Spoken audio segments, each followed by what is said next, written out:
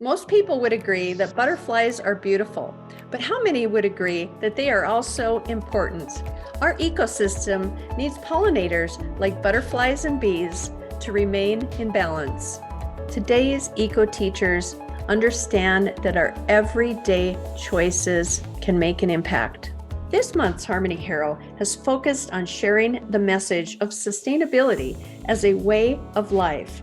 When we protect something as small as a monarch butterfly, we are protecting our entire ecosystem. I'm thrilled to welcome our March Harmony Hero, Patty Larimore.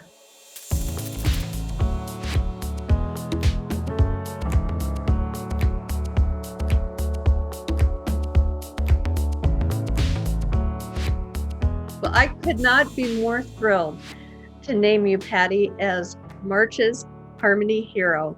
We are so excited about what you're doing in the classroom, what you're doing with diversity, and I'd love to hear more about it. We have some areas of our campus that are underutilized and overgrown, and we took them and turned them into some research gardens and an apiary for 3 hives. And we needed those pollinators in there. We're a very urban campus. And so by adding this diversity of wildflowers, asters, sunflowers, willows and birch and fruit trees, we needed something to pollinate them.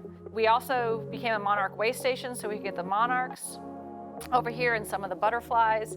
Really opened up a lot of experiential learning for the students.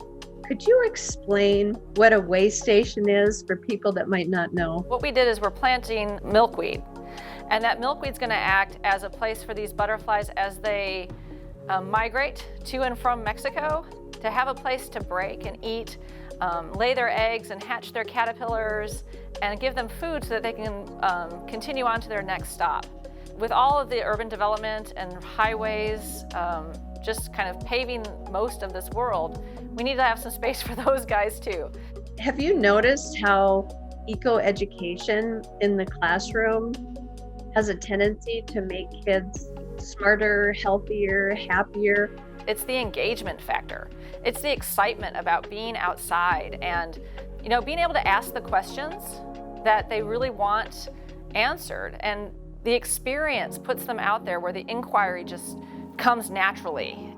And what you're doing in particular with biodiversity is so exciting. We were an ecological desert, really. There's some great Bermuda grass, some wonderful, little shrubs, kind of a commercial planting. We took that commercial planting and we changed it into these native flowers. Once we got that, all of a sudden the insects come, and now the birds are coming, and then the little mammals are starting to scurry in, and then their bodies get worked back into the soil, and we get this healthy soil environment. And now we've completed the circle, and we're now part of the community. We're not just utilizing things, we're actually giving something back to this area, and the kids see that and they like it. So they're going to college and they're studying environmental science. They're looking at alternative farming methods. How can we improve water quality and soil quality? And it's just an amazing thing to see what they've become in just the 5 years that I've been teaching at the school. Is there a favorite aha moment from a student through your eco-education? I had a girl who was out on a college visit. She was looking at going out to see her colleges, and she went for a run, and she had to stop because she took a picture of the water pollution, the plastic that was building up, and she goes, "You know what? I could come here and I could fix this." And I was like, "Wow, that's really nice." Or they show me pictures of their of the animals that are coming up to them, or look at this anthill. What do you think of this? And it's unsolicited, and they're just asking for advice and asking to be part of it, and so that's truly they're taking it to the next step. Could you share with us what it would mean for you to win the trip to the Monarch winter home in the central Mexican mountains? I've always considered myself an adventure vacationer as it was, and to see something that is that special, that is encompassing, awesome.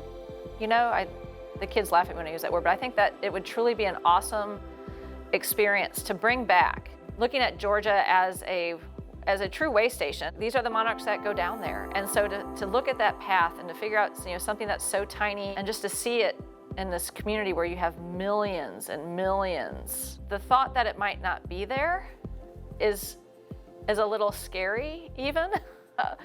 And to do everything I can to protect it. But to see it, I think, would only enhance my ability to communicate that with the kids, to encourage them to protect their environments and look at even the smallest of creatures and their role and what it does for us. Thank you, Patty, from all of us at EarthKind, for all that you do for your students and your community, all the good in the world that you're doing. I couldn't be more excited that you are EarthKind's March Harmony Hero.